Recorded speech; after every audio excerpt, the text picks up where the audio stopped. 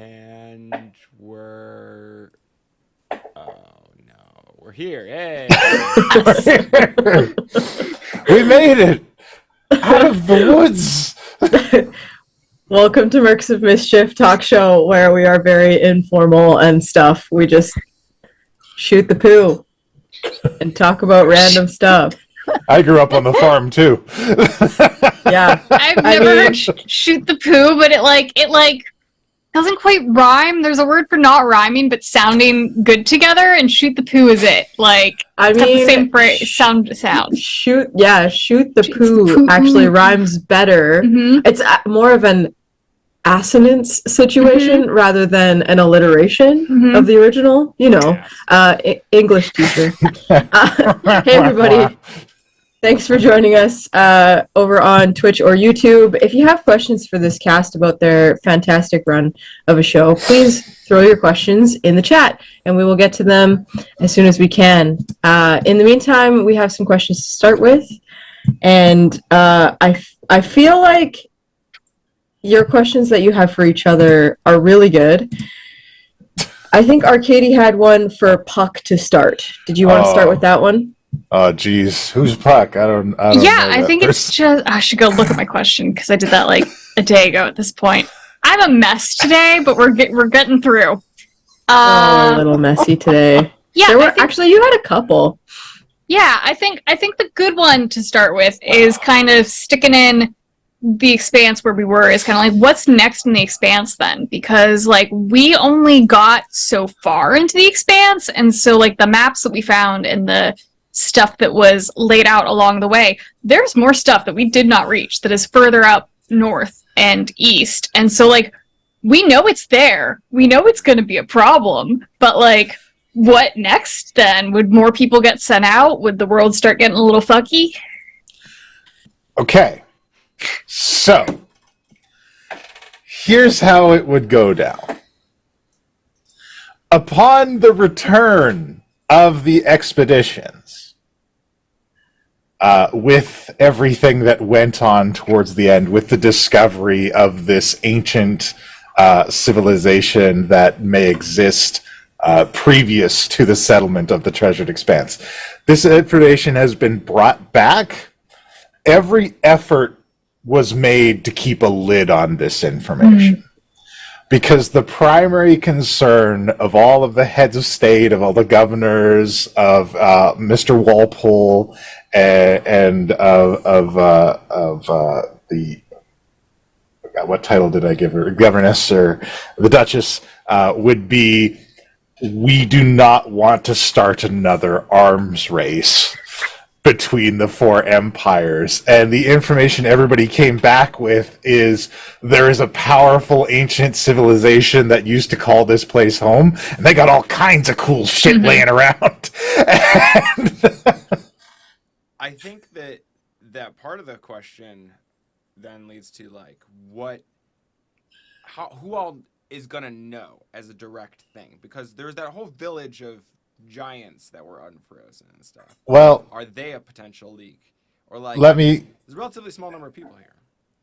Well, it would definitely leak, because there are too many self-interested parties involved. Yeah, I'd leak that shit. My PC would be leaking. My PC is actively leaking that shit this entire time. Both within the party and without. It would definitely leak, and eventually one of two directions are taken. And, well, I'd say from a narrative standpoint, probably two directions at the same time. Because on the surface, there would be, okay, we need to explore and contain this place. Let's preserve our alliance. We're getting this land together. All together, let's do this. And underneath that, there is, but if we got something for ourselves, we're going to take it. So it becomes an exploration and an arms race that is lurking under the surface of it, because nobody wants to fire the first shot, and that's still true going into this situation, because each individual empire, when I was making this world, when I was going into it, has a reason to not want to be at war anymore. They've all got their own reasons to not want to be still fighting, whether it's the scars of war still being very prevalent, whether it's that they're broke, whether it's that it's not great for business right now. Everybody has their own idea of why they want to preserve the peace. So on the surface level, they're doing that, but at the same time, you have a lot of empires that want to become the new big thing, and that's what they'd all be pursuing out in this new world. And of course, with the massive way that you guys upset the status quo of the empires at the end of your campaign, it would definitely there would be adjustments to be made, and I think the four empires will be headed into a very tumultuous time. But 100%, like a new group of expeditions would be heading out into these places. I really want you to spill all the tea. Now that the show is done, tell me just how much this show relates to worlds you and I know. What were your connections? How did you build this world? Give us everything now that it's over. I tried so goddamn hard to not connect this to any pop culture or anime or cartoons or anything else, because I always do that. So I went into it and I'm like, you know what? History. I'm gonna do history stuff. And so I pulled a lot of stuff from just like the broad concept of Canadian history, of coming to a land that is vast, has an incredibly harsh winter, and has K-Grams, don't talk to me about the Blizzard Queen. Has an incredibly harsh winter, and is just seems I wanted a place that seems mythical because of how vast, unexplored, and dangerous it is when you arrive. I liked that idea when I hear stories about the ancient explorers and that kind of thing. And my job's caused me to drive across a lot of barren countryside over the last few years. So when I'm driving through an area that's just sprawling, snow-covered hills and woods, I'm like, man, it would be crazy to come here without this nice road and a warm car that I'm driving in. But that was where I tried to pull stuff from. Of course it leaked in, because it always leaked in. Akala Hisrali, the Duchess, the cousin, is loosely based on a character from Black Clover. The frozen in time giant village, a lot of the imagery about it was based off of a storyline from Fairy Tale. Those are the two main ones for me. Other than that, I kept most of it out. But you included history stuff. Is there anything that history buffs or Canadian history peeps would know or would connect to? Well, very much the idea of crown corporations running the show out there was what I lit in. Because in the old days, Canada was a corporate settlement when it started out. It was the Hudson's Bay Company was yes, this is the place where we get our shit. I like to take that idea of there being corporate towns and everything's kind of connected to it and leading up to it. So that was how I kind of constructed the settler hierarchy in my mind. And everybody was just there to kind of establish new businesses to send things back to the mainland.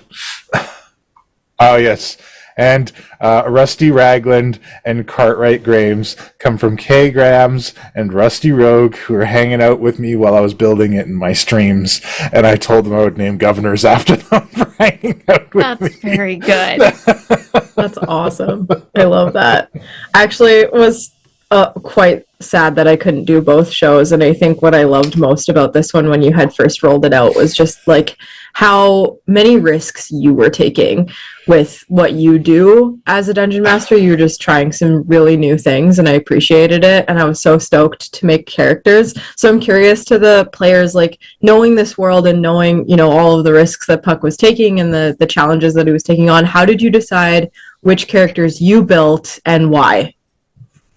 I, coming off of like 2.5 years of playing Norbog, a barbarian, I was like, I'm not doing martial, cannot do martial. So I like did the like opposite of martial, of barbarian, which I think I'd argue is bard. And I was like, I'm gonna lie through this entire game because I was so sincere as Norbog and never lied, never insight checked. And I was like, I'm gonna just lie. Every single thing I say in this game is gonna be a lie.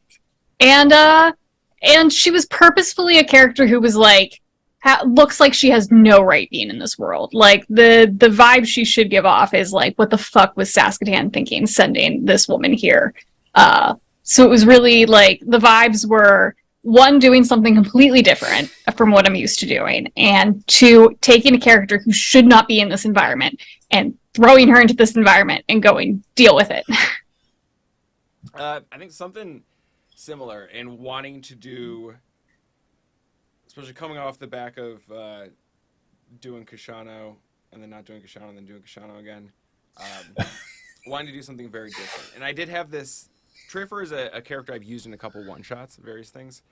And I like him, and I wanted him to have a home so I could kind of flesh him out more. Because he had like elements to backstory that you don't get to in a one-shot. And one of those was the idea that his mother is a high-up person in some sort of organization that seeks to like find and contain powerful magical relics. And I know from conversations with Puck, there was a lot of fluidity left in like the gaps between what was sort of necessary and built out in the greater world, so that when we came in with characters, some of those things could be formed into place.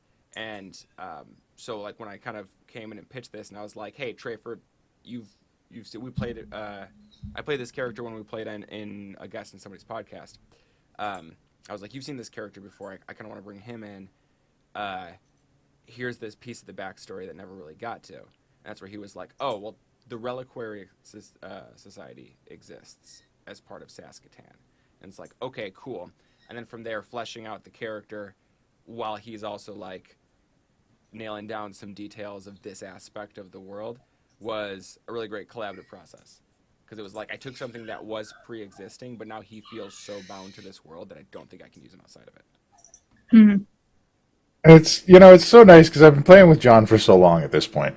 And like when he put this character forward, and I'm like, oh, sneaky, I'm gonna make like a thing in his backstory that part of his family's like from Melangar, and that's why he has the spirit guardians and everything. And he just grabbed it instantly, and he just picks up, like, I just hinted at it a little bit, and he's like, yeah, that's what I am. Here I go. And I was like, yeah, that was a new aspect of the character, the Ancestor Guardian. He was previously a Berserker Barbarian, but I just didn't think that would fit with the kind of story we were doing here. Because it's just too much of another element of chaos to have, like, your Barbarian might flip out and turn on you. Like, that's something, especially when we got a limited number of sessions to tell this story, and I know there is some story there that we need to get to, so, like, if Puck needs me to flip out and turn on a party member, he'll do that with a spell. And that was something, too, that we discussed ahead of time. Like, I'm cool with that. If that's a direction you need to go, I'll play into it. I think for both our meetings, I actually sat in on some of John's meetings with Pucks, and ironically, I knew I was going to backstab him from the very beginning. And he didn't. Like, I remember sitting in on this meeting while he's talking over shit, and I'm like, oh no, he picked the wrong country. I'm gonna have to kill him. But it helped that basically, I think for me and John at least, we came with like loose character concepts, and then went, what country do we fit best with? And what do our kind of goals and traits best reflect in the world that you've built? So it helped to sit down and be able to flesh out then where we all came from based on our core traits. And also, like, I don't think it's necessary for a dungeon master to do. I don't want to come off like this, like, oh, if you're going to homebrew a world, you need every aspect and stuff. But after having those conversations, having all the reference material that he put, because he spent a long time building this world. You know, for those of you who follow his channel, you see he was doing streams on this for months, collaborating with other people and stuff to flesh it out. And so having all of that material about the different empires and their relationships between them was very helpful, because then I was able to say, because I had a vague idea of like, yeah, Trafer's dad is some human who rolled through and has a thing for buff smart orc ladies, you know, like, don't we all? Right? We've all been there. But then, yeah, throwing in this like, well, okay, like Ancestral Guardian could be interesting because it does this. By the way, everybody's always told you to keep that on lockdown. Oh, okay. Why is that? So then, like, it took the other step to be like, okay, what if his dad is from Mellingar? And then that, you know, now there's a lot to play with. And that's actually, like, thinking of sort of the epilogue of the characters ourselves, kind of going off the what happens next thing. I think that with the new things he's learned and the sort of, like, insinuation that some people may have known it, he's going to be less trusting of Saskatoon in general, but still generally trusting, like, of his mother. And then also with this new realization, like, oh, this is the ghost thing, the Mellingar thing, they're probably the ones most likely to be responsible with this information. If they can get there first, because of, at least as far as Trafer knows, because of the way the data are being exploited by this technology, they're going to be the least likely to use it and the most likely to dismantle it and set up defenses against it.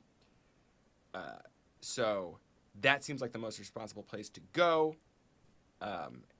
So he's going to go to his dad's and send a letter to his mom like, hey, you have to meet me in Mellingar because some stuff needs to be discussed and I don't know if we can talk about it there. So he's not even going to go straight home, which is really going to play into the messages that he doesn't know Dulcinea sent back. Just taking him and going, shove. This is going to make him look so much more guilty. It's going to make you look so bad, yeah. It's going to look real bad. And may, like, exacerbate any international tensions coming up. Oh, yeah.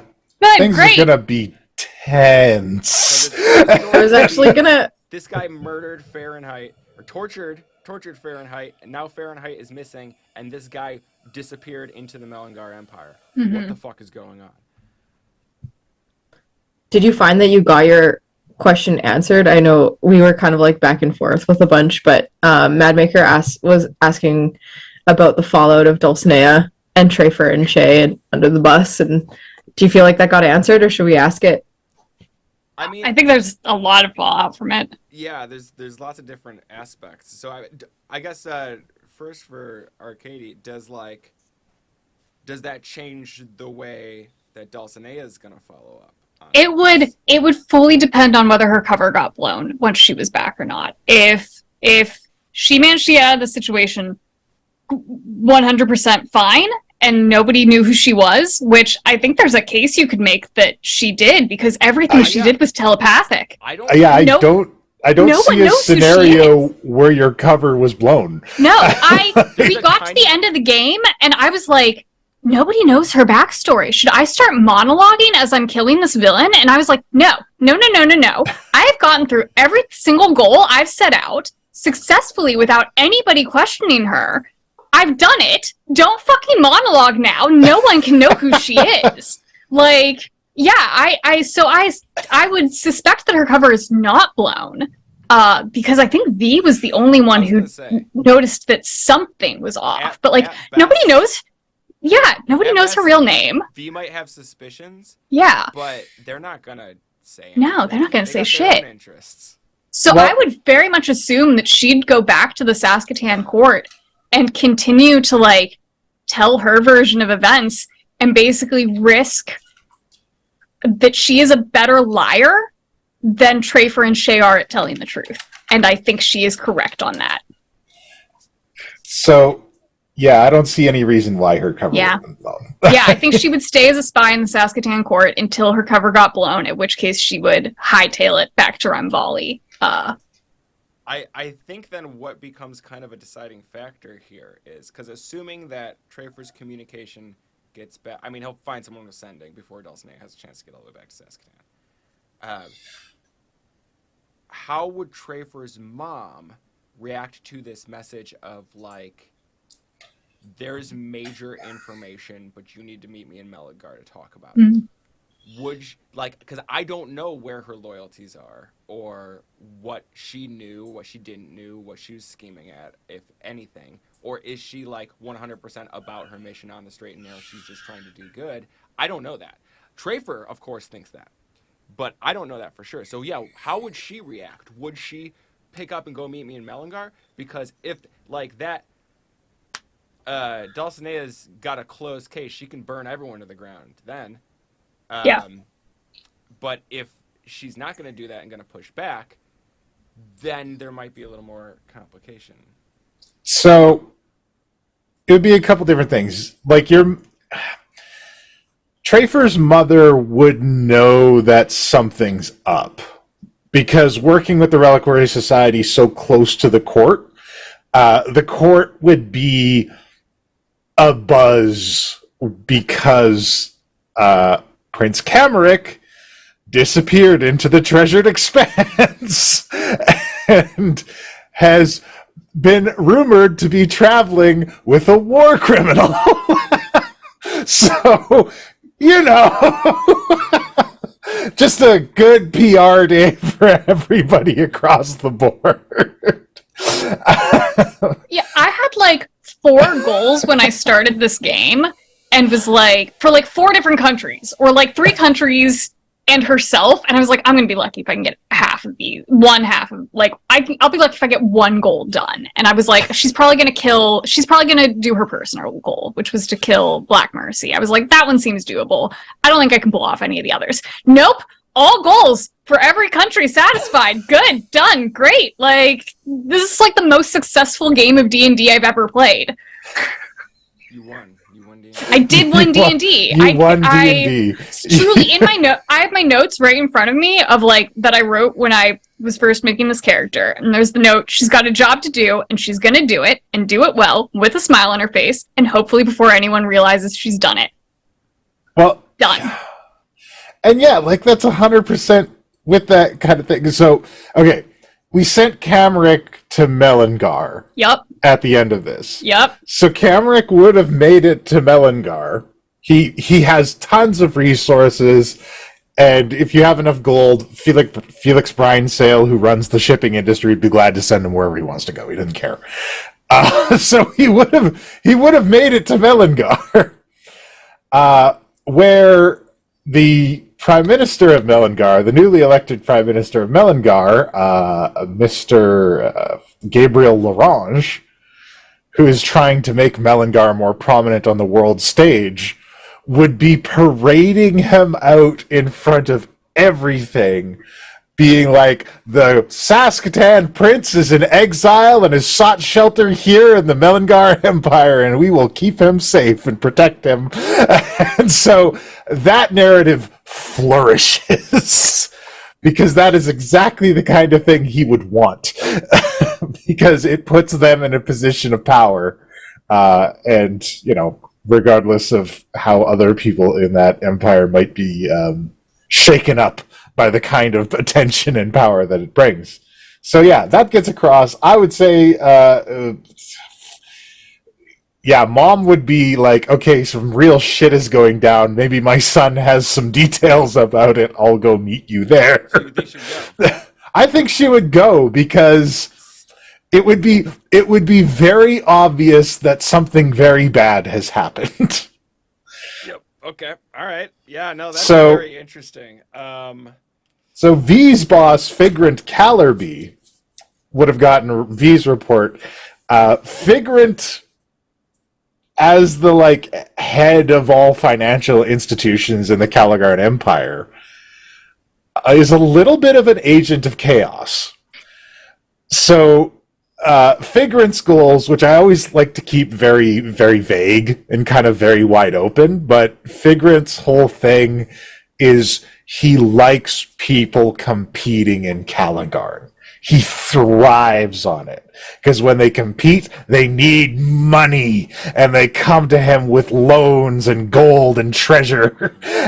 And so, for him, the mysterious disappearance of a golden satchel seat is just great. And, like, the less information about that, the better. And so he's just like, oh, guess the seat's vacant now. I suppose I'll pick somebody new. You all better get to work and see who can get the new spot. And that's his whole deal. So that information would have gone across to him. The only thing he would have done is taken certain satchel seats aside and planted seeds in each one of them to get them invested in the upcoming, like, shadow arms race of exploration to come.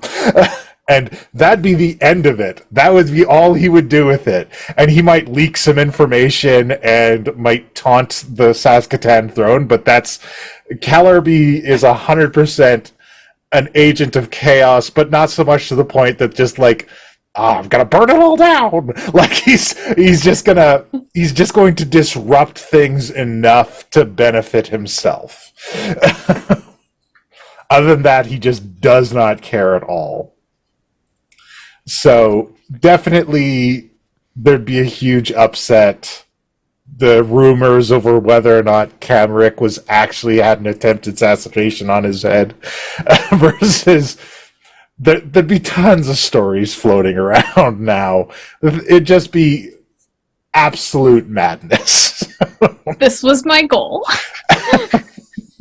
It sounds like Dulcinea was a pretty static character. Like you had a trajectory and you followed along it, and there wasn't a lot of change in your character. Yeah, I think again that's another thing that you could see pushback from playing Norbog, who like had no goals. I was very much like, I need a character with goals, very direct goals with a very direct path, and we're gonna do it. And her 4 goals were like, for Saskatoon, it was just kind of collect information and report back to the Empress, very doable.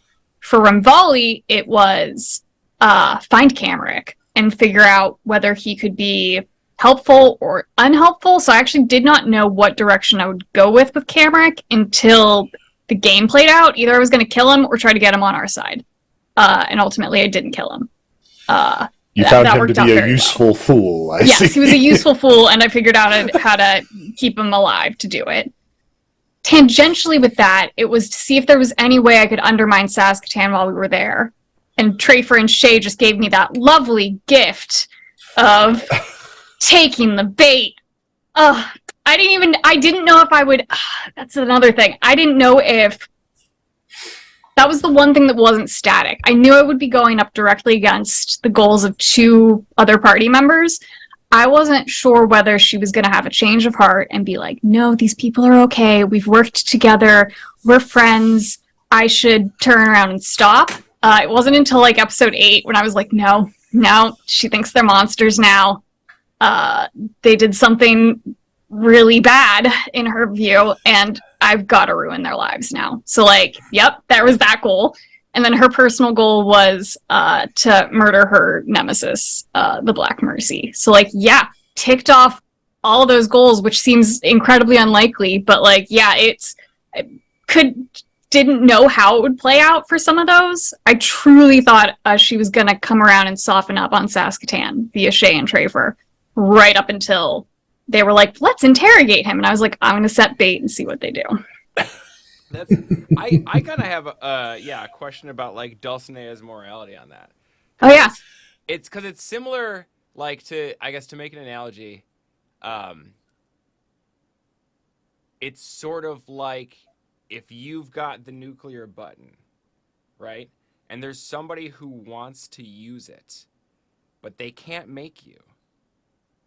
You just are like, well, I do have a nuclear button, but you shouldn't use it. Does she truly feel no guilt for that? Either because she doesn't actually think it was that bad, it's just a good thing to frame somebody, or because she doesn't feel responsible, or does she feel some guilt over it? I think there's a little bit of guilt, but I also think it's from the beginning. I was playing her like, if the group wants to do this, the group will do this. She's going to listen to them. Like, just because she is leader, it's she's not going to go against the party, because I don't like doing that as a player too. Mm-hmm. So it was like, okay, the majority of the party does want to interrogate this guy. Yeah, I can see as a player how narratively this makes sense. Choice. We should do this. And yes. The most interesting choice is for her to have a problem with it. But I'm curious as to, because there wasn't a whole lot of time to like discuss or explore it. Just how much of that her having a problem with it was legitimate. And it's legit. She really like, because it is such a emblematic of Saskatoon's tropes of like, we have this power, we're going to take what we want from you because we want it and we deserve it. And Dulcinea stood there and told you not to, but opened the door and said, if you're going to bust down the door, fine, I'm not going to stop you. So I think she absolutely did have a problem with it, but like, she's outnumbered in the wilderness. Also, this is an opportunity to see whether Saskatoon is going to be these brutal people who will walk over anyone because they want something. And that's ultimately what she saw. Like, it was a moment where they could turn around and say, this is the wrong thing to do, or go forward. So is it like she assumed that we were going to get the information we wanted by one means or another? So this isn't as bad, or... Yeah, or like... Yeah, because it's just, yeah. Like, we couldn't have done it without her. She doesn't know that. You're a barbarian. You're mean. Well, no, so yeah, that's the thing. Like, did you assume that Trafer was just going to beat it out of him if he didn't do it? Yeah. Oh, yeah. Yeah. Yeah. Or like, Merrick, too. Like, Merrick is morally gray, any means necessary to save his skin sort of character. So I was like, yeah, they all want this information. They're gonna get it one way or another. And as a player and a character, I saw an opportunity to lay some bait and see which direction you would go, and that ultimately then would be what direction Dulcinea would go in. Interesting. Yeah, if you guys had turned away, she would have liked you completely and not tried to ruin your lives. She would have tried to get you out of Saskatoon. Because, God, that was the other thing. Playing this entire game, I was playing it, trying to keep two options open of whether Shay and Trafer would get thrown under their bus or whether I'd have to try to get them out of Saskatoon. And if you would go back and watch, there are times where I'm trying to lay a path to get them out of Saskatoon. I tried to get Shay an archaeological dig in the Expanse. I mentioned to Trafer that he should go to Mellingar. There are times where throughout the game I was seeding an escape route for them if I needed it. But because they made that decision, that escape route is gone. Well, yeah, like, I mean, yeah, thrown the into the bus. suggestions are ultimately why he did. Yeah. Why he is making that decision. So it's funny that like you ended up offering that anyways. But yeah, because at the time it was like, as a player, it was like, she's doing this just to bait us. Like, she's feigning. I thought the character is feigning disgust at this, just to make sure that we feel like this is our fault for doing this. It was real disgust, but it was also bait. As the character, I was like, well, Trafer would just think she's doing it to be a team player, and is legitimately disgusted. But yeah. I wasn't sure, like, as an audience member, like on the meta, like how much does she really have a problem with this if she's the one suggesting it? Yeah, I mean, the root of her having a problem is the fact that Saskatoon rolled into her country and murdered everyone she knows. Dulcinea has no one left in her life. That's not her real name. Her family name is dead, lying buried in a pit with the rest of her family. Like, Saskatoon has just decimated her entire life. And so that is a trigger for her of like, oh, they're just going to they're going to steamroll over this person and take what they want no matter what. Yeah. This is the kind of people they are. Like, personally, I feel like basically any enchantment spell and a lot of, like, anything that manipulates somebody is either abuse or a war crime, depending on the context. It's one of those. I don't like using them. This was... Yeah, it takes a lot to get me to use suggestion as a player. I will 100% play. I mean, look, you all saw me play Kashano. I will 100% play characters who don't overthink moral decisions because it's fun to watch the fallout for that. Mm-hmm. But yeah, Yeah. I was good. going to ask about Good your character too, Trafers. Like, was there a change from concept to through actual play to the end? Like, did you have character growth arc? There was, and not just because of in narrative, but because of like out of game conversations. Because when you do a show like this, like we got to do some session 0, you know, to make sure that like we're gonna have good character mesh and some good chemistry and be able to do good scenes together and all that sort of stuff. But you're feeling stuff out in the first couple sessions, just like you would with any new campaign. And you've only got so long to sort of like set into the stories you're gonna tell here. So you gotta like, I got 10 episodes. I gotta find his character arc, and I didn't know exactly what his character arc was gonna be going in. I try not to plan the end of stuff at the beginning of a game as much as possible. And so like going in, my general idea was, yeah, he's not totally the most qualified or like as far as he knows, from everything he knows, he's not really the most qualified person to be doing this, but it's a cool opportunity, and so he's not going to turn it down. But like, yeah, he's essentially he's muscle for a kind of like scientific research arm of this empire. He's not an adventurer, so to speak. And then after we got kind of the dynamic of the team makeup and sort of everybody's skills and everybody's plays, and like talking to Dead Aussie about like Merrick, and in a conversation we're like, yeah, it's kind of like in this party, the only one who's actually supposed to be here is Merrick. And so we kind of hit on that in-game a lot of like, wait, were we sent here to die? Like, do they just expect us to die? Do they want us to fail? Because it kind of seems like we're set up for failure. And so many machinations, some people probably did want that. But there was also the thing of like, no, there's got to be a reason that Trafer would be sent in here and also think that. And it's like, I think leaning into the martial class thing, he is a particularly skilled and inventive fighter. Like, he is a creative fighter. He can adapt to situations.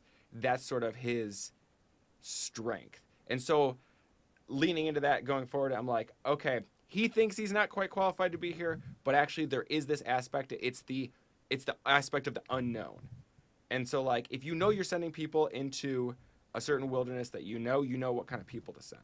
If you know you're sending people into a dungeon to clear out a bunch of zombies, you know what kind of people to send. If you're sending people into an unknown, you don't know who to send. And you need the guy who's probably going to live through it for various reasons.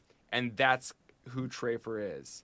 I decided a few episodes in, slowly, through in-game stuff and out-of-game stuff. So, like, yeah, 100%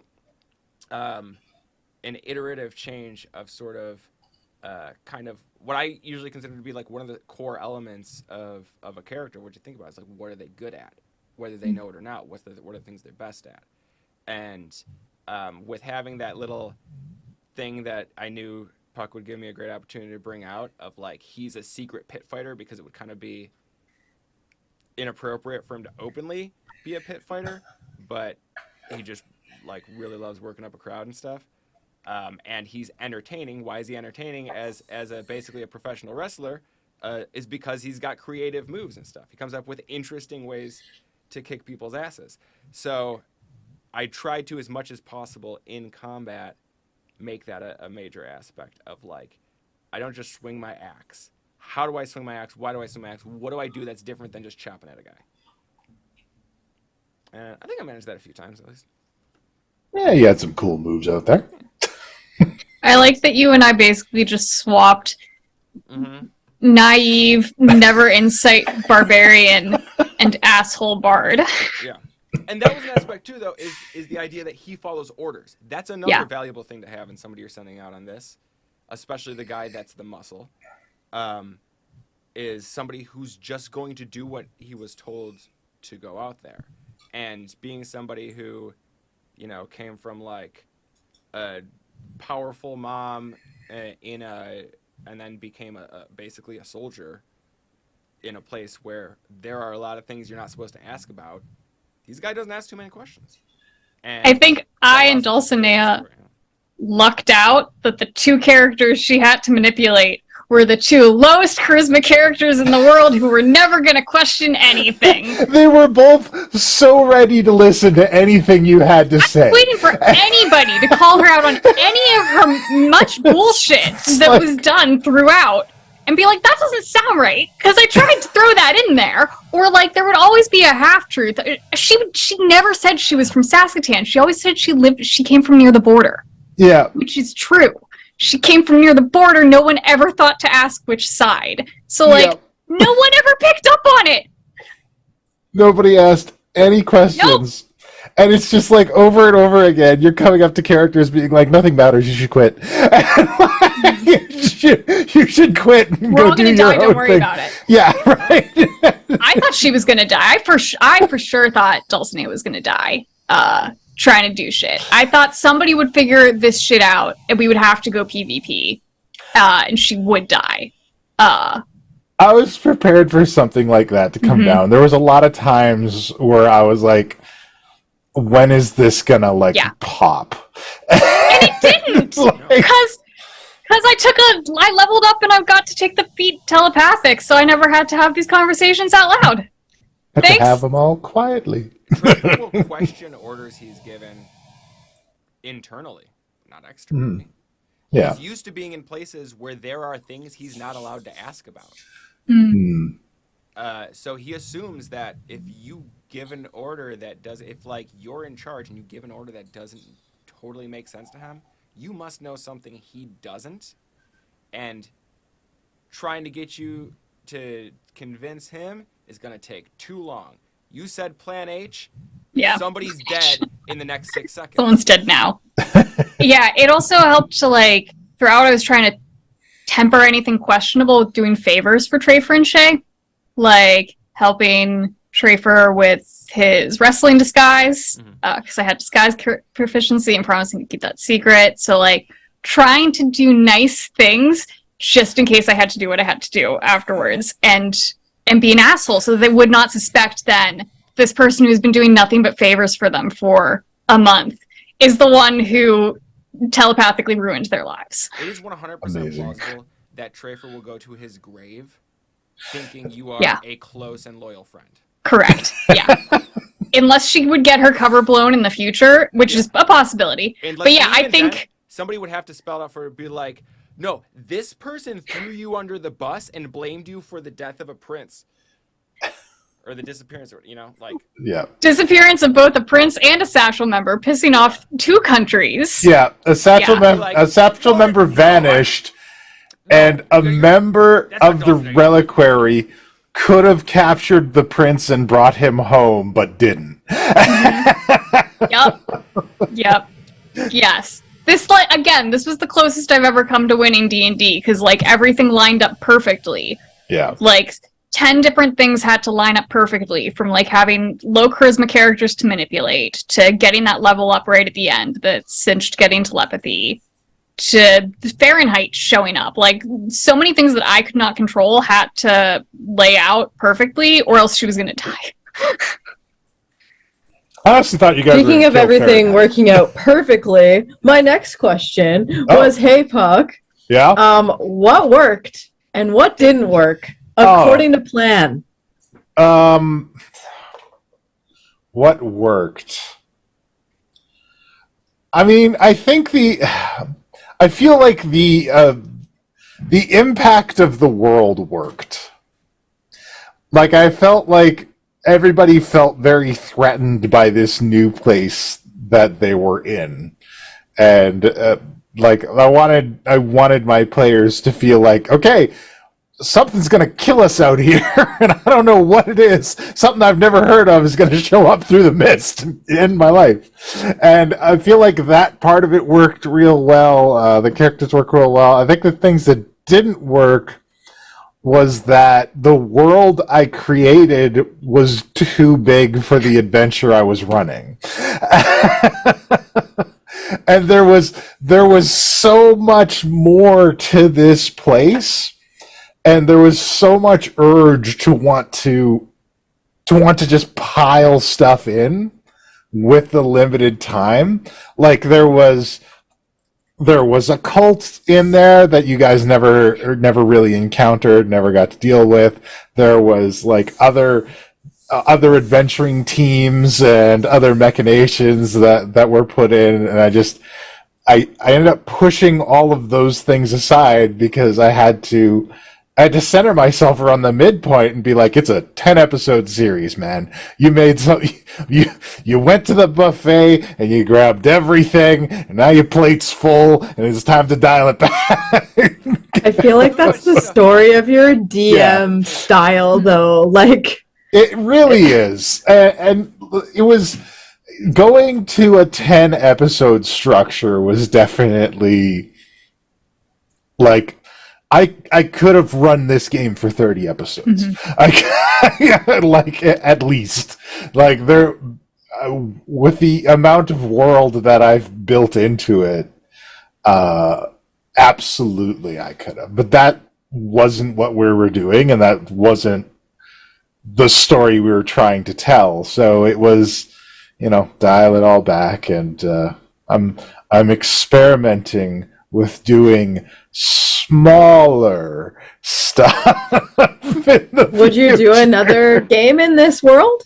Absolutely, I would. And like in a way, I'm still playing in this world. Like I do paid games on startplaying.games, and I run a group. There was a playtest group that was playing in this world before the show started, and they're still playing with me on the weekends, and I'm still running their story in that world and trying things out. Sounds like you need to make some modules.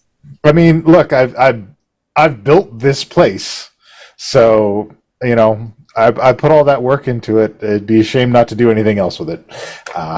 So. I think that there's when you've built out the world, like it's good to know a lot of the detail stuff so that when a question comes up, you already know the answer. When something about the world comes in, you already know how it ties to come in, and then you can subtly allude to other things with like the way this person reacts to this comment because they're from this part of the country, whatever it is. And when you have all of that information, there's such an urge to just like show people, to put it on display. Yeah. Like, look at the things. Plugging things. So I recently started a new YouTube channel. I'm trying the whole video essay thing. And the first one I put out a couple days ago. You can get to it in my link tree. It's about Werewolf by Night. Because like with the MCU, there's this whole big world, and a lot of the stuff they make in it is just like there to connect to other things. It feels the need to mention other stuff so that it's thoroughly embedded in the world. Werewolf by Night was really good because it didn't do all that stuff. Like, it might be setting up for things that are to come, but it didn't need anything before it, and it feels complete. I don't want them to make any sequels for it, So if you want to see basically that take through a low frame stop motion crab, check out the link. A well printed out crab. It's surprisingly good and emotionful. It's a very expressive plastic very expressive. crab. Yeah. But like to that point, and I don't know, this might Arcady. This is relevant to conversations we've been recently having.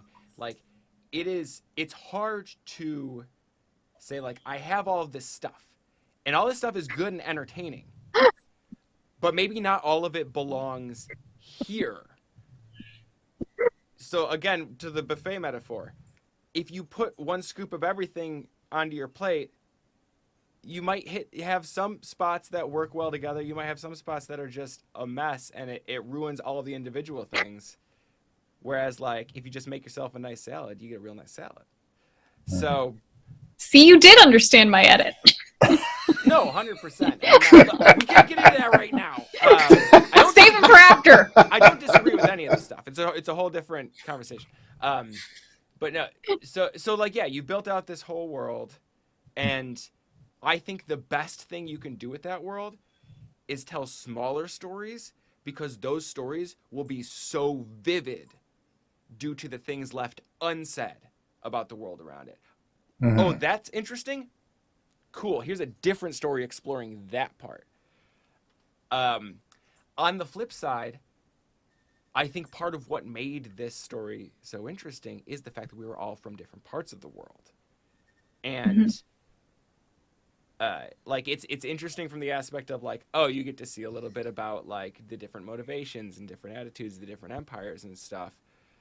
But that's kind of secondary to the fact that it's interesting that we did not really have any issues working together towards a assumed common goal, even if some of us had other goals. Additional goals. Yeah, and I think that makes the story interesting, as everybody sort of realizes on their own level, like, I am a pawn of somebody. Yeah. You know, even if it's like Dulcinea has been knowingly living her life as a pawn because she's been making her way across the board.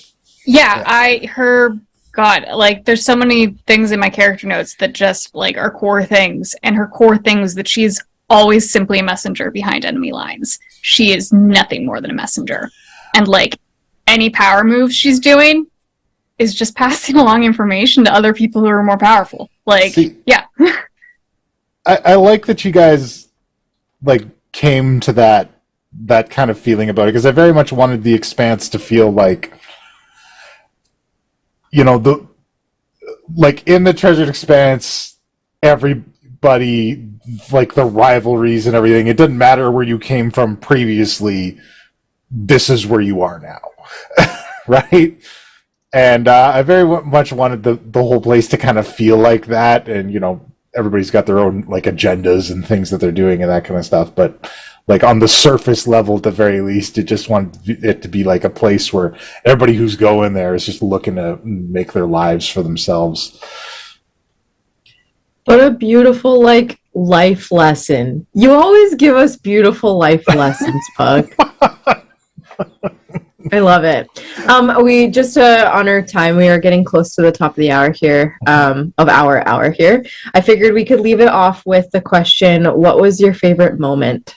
Could have been character interaction, could have been within a scene, it could have been like a personal character moment.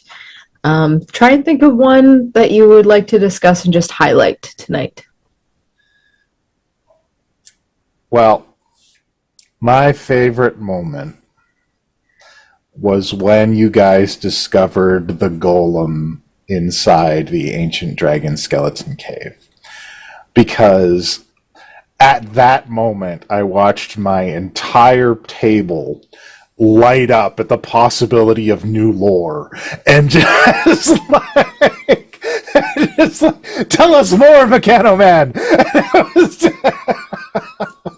And I'm always so happy when I get that excitement from players, where they're just like, I need to know more about the world. Tell me.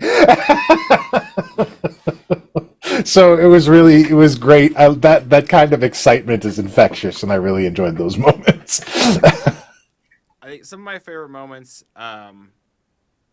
were, I mean, really, like, I got to have many kind of one-on-one moments where Trafer like, connected with another character with an unexpected aspect of his character.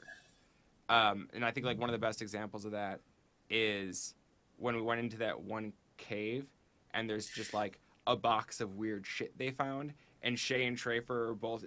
Shay and Trafer got to do this a few times, where it's like they're both running over and geeking out about it, and there's this dynamic of like expert in their field, archaeologist doing critical analysis, and her friend who thinks old stuff is real neat.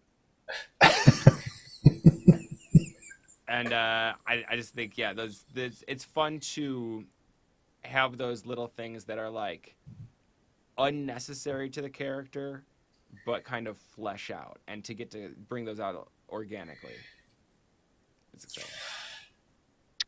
I know we've talked about it, but I did like the moment when Shay and Trafer took that bait, because it clicked everything into place for Dulcinea and me. Like, as soon as they did that, I was like, I know what my end game is. I know what to keep doing. I know how this ends. She might just die in the process, but like it took up until like, what episode was that? Like 7 or 8? It took up till like the end game of the show to be like, I've done it. I know what I'm doing. But beyond that, I really liked the fight on the waterfall with Grok Lobster and what was Merrick's name? Merrick was Grok Lobster. Merrick was Grok Lobster. What were you? Oh, you were the Cleaver. Yeah. There we go. Because it was real stupid and it was fun. It was like it was a low stakes fight too, so it's like cool. Nobody's probably gonna die from this. It can just be a little silly, and like it's hard to find like purely fun, silly combat that's like very entertaining and character driven too. It was good character moments for everybody in the middle of a fight. See, we gotta do a campaign that's just dumb slice of life stuff the entire way through. I don't think I actually caused any damage in that fight. I think I just knocked people off. But I gotta tell you, I have thought about that episode so many times, because there was the part where I was misunderstanding how Merrick cut open the thing, and so for like 3 rounds I was envisioning one thing where everybody else was on a completely different page, and then we got to a point where it's like, oh, this is relevant, and it was just like time was ticking on, so we just sort of hand waved it away to like Travis good fit. But I'm like, no, if we had like a physical model that we were dealing with, and we got to dive in to like the physics. And what kind of role would actually be involved in it, like I think that would have been so interesting, but everybody else probably would have found it tedious. So I took my W and moved on. Everybody was so like, and then when Mills posted their notes to Twitter, and I looked at the notes, and the notes had a diagram of the platform drawn into it. No, you go into Mills' tweets when she posted her notes. She drew a diagram of the platform, and I'm like, why couldn't you show this picture when we were doing it? Yeah, no, I thought he had cut one side, or no, I thought he had cut down the middle, so it was like a trap door, and there was two planks hanging there. Totally didn't catch what he was talking about, but everybody else did. So no, it was so funny because it was just like, I'm like, I don't know.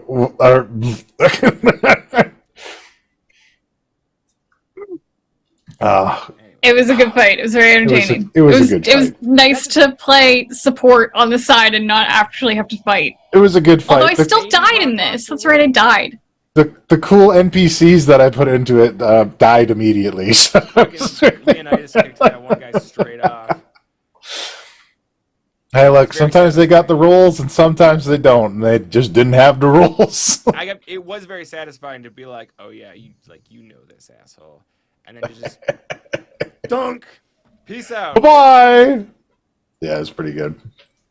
Barbarians are fun like that. Just hit. Overall, it sounds like it was a really fun 10 sessions. Yeah, there were definitely some 10 sessions. Yeah. Mm-hmm. Tense. Some of the 10 sessions were tense sessions. Those bitches. Yes. The things that downed Dulcinea and almost everyone else. Those were fucking rough. Oh yeah, definitely. I wanted really scary ghosts, and banshees are just because they could kill everybody. What would you have done if we all rolled very poorly and all got taken out by those 3 banshees. If you all got taken out by the 3 banshees, Mother Yeti was going to carry you off. I love her. That was a great moment too. Oh, that was very good. For that one, I was 100%. Always a backup plan. Like, fuck. There's like, there's like an old Looney Tunes bit. And I can't remember if it was like Bugs Bunny or Elmer Fudd or something, but they dress him up like a baby and they give him to like a bear or like a Bigfoot or something. And the Bigfoot and the bear takes care of him. I was just imagining that scene the entire time. Yeah, no, I feel Of course like you were. there's one recurring Yeti character, and then there's the big red guy that lives with Marvin. Gossamer? Yes, Gossamer. Yes. Anyway. Man, I've been thinking about Looney Tunes a lot for the last 2 games that we played. I love how in that one episode we went from the Looney Tunes Yeti baby to like immediately dying. Like the tonal shift was palpable. A little bit of whiplash. That's also really on brand for this channel. And speaking of which, I have always enjoyed my time here on this channel. Thank you so much for having me as a host on this show. It is 7:32 or whatever time you've got over there. So I just want to say again, thank you, and great job on your show. Congratulations on getting another one under the belt, and looking forward to seeing what's happening next. Do you have anything to plug? Here at Mercs? Channel. Whole new channel, doing a whole new thing. God, I forget which commands we still have in here and which ones we don't.